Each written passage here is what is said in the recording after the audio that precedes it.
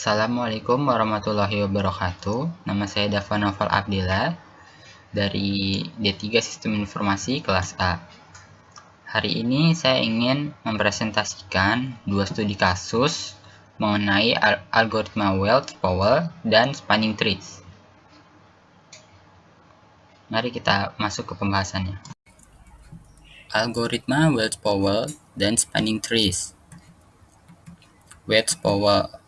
Definisi Welch-Powell. Algoritma Welch-Powell adalah salah satu algoritma pewarnaan graf yang digunakan untuk menyelesaikan permasalahan pewarnaan graf. Tujuan utamanya adalah untuk memberikan penyelesaian pewarnaan dengan jumlah warna yang minimal, yaitu dengan cara mengecat setiap simpul pada graf sehingga simpul yang terhubung memiliki warna yang berbeda. Nah, langkah-langkah pemberian warna pada algoritma Welch-Powell. Yang pertama itu pemilihan urutan simpul, yaitu mengurutkan simpul-simpul dari yang memiliki derajat tertinggi ke derajat yang terendah. Yang kedua, pemberian warna pada simpul pertama, yaitu memberikan warna pada simpul pertama yang memiliki derajat terbanyak. Yang ketiga, pengecekan ketersediaan warna, yaitu mengecek warna-warna yang tersedia agar nanti kita bisa memilih warna yang lain agar warnanya berbeda dengan tetangga-tetangganya. Lalu pewarnaan kembali. Pewarnaan kembali itu mewarnai kembali sebuah simpul yang memiliki derajat terbanyak selanjutnya. Lalu yang kelima, iterasi, yaitu mengulangi langkah-langkah pemberian warna pada simpul hingga semua simpul dalam graf telah diberi warna. Lalu ini ada studi kasus mengenai Welch-Powell.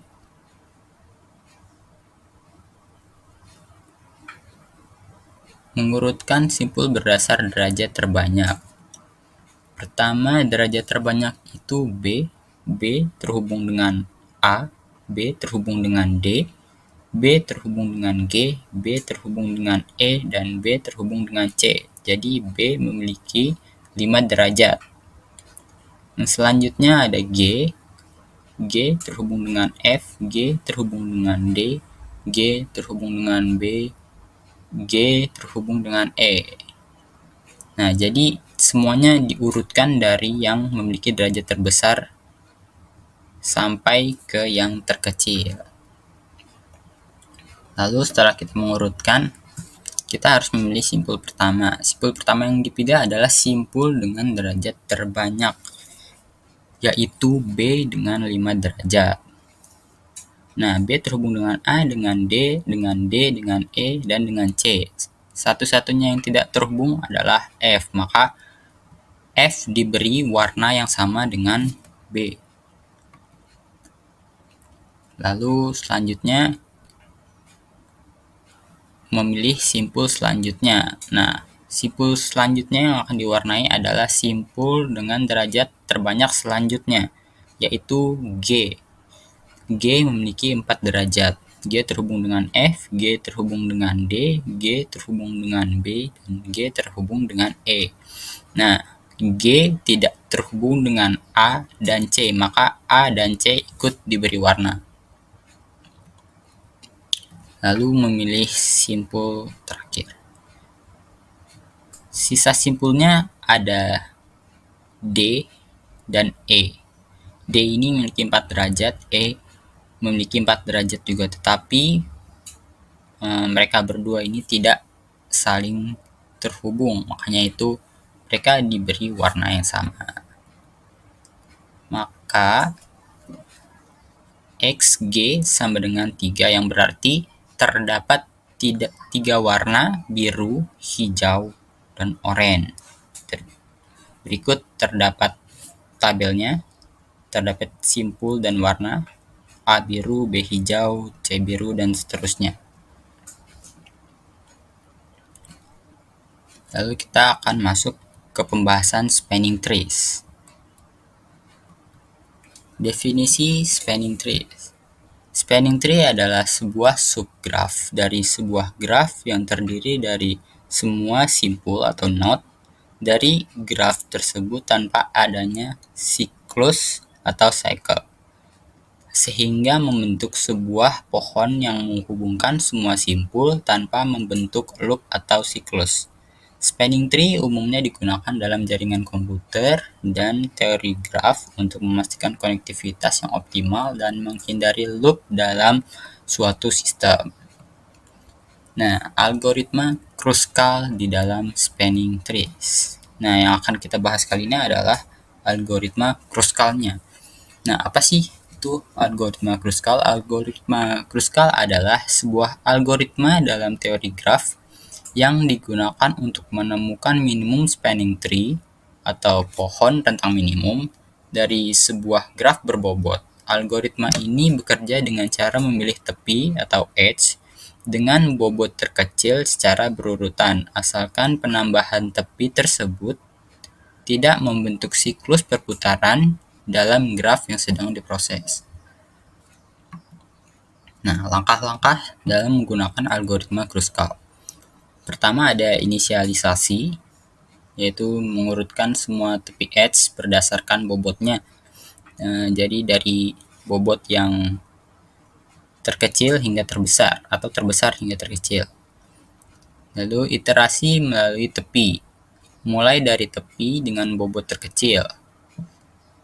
Periksa satu per satu, jadi bisa kita dari bobot terkecil, kita akan memilih dari bobot terkecil baru ke bobot yang terbesar. Yang ketiga, tidak membentuk siklus. Pastikan tepi tidak membentuk siklus putaran. Jika terjadi siklus, maka pilih tepi yang lain. Lalu yang keempat, ulangi langkah tersebut hingga semua simpul terhubung membentuk minimum spanning tree.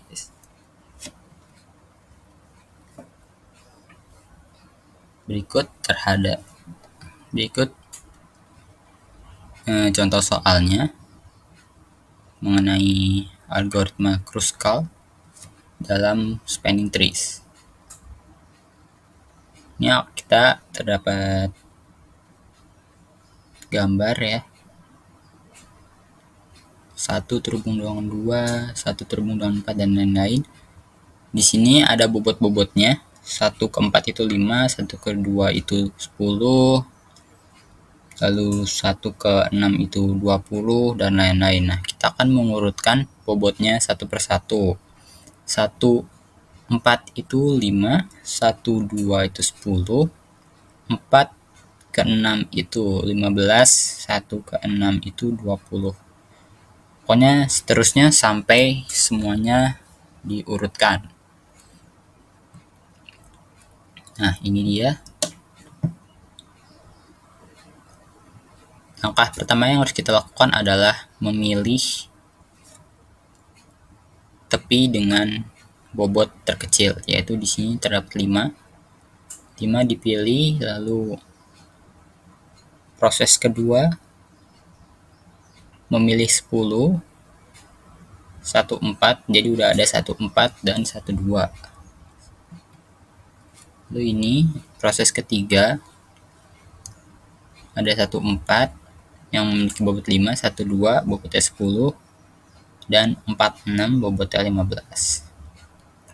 Lalu proses keempat ini, nah di sini ada 1 6, tapi kenapa 1 6-nya nggak dimasukin? Karena kalau 1 6-nya dimasukin dia terjadi sebuah siklus perputaran, makanya itu nggak dimasukin. Nah 26 juga sama, kalau dimasukin akan terjadi siklus perputaran, makanya yang akan dimasukkan adalah 34 dengan bobot 30.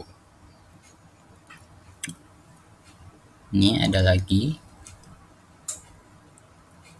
36 dan 23 tidak dimasukkan, yang dimasukkan 56 dengan bobot 45 karena 36 dan 23 itu bisa membuat siklus. 45 juga, 45 bisa membuat siklus perputaran. Nah, maka bobot totalnya adalah 105. Minimum spanning trees-nya adalah 14 dengan bobot 5, 12 dengan bobot 10, 46 dengan bobot 15, 34 dengan bobot 30, dan 56 dengan bobot 45. Ini semua kalau dijumlahkan maka bobot totalnya menjadi 105. Kesimpulannya adalah algoritma Wedge-Powell digunakan untuk memberi warna yang berbeda pada masing-masing simpul yang terdapat di suatu graf. Sedangkan spanning trees digunakan untuk menghubungkan semua simpul yang ada pada graf dengan bobot terkecil menggunakan algoritma Kruskal. Oke, sekian presentasi dari saya. Wassalamualaikum warahmatullahi wabarakatuh.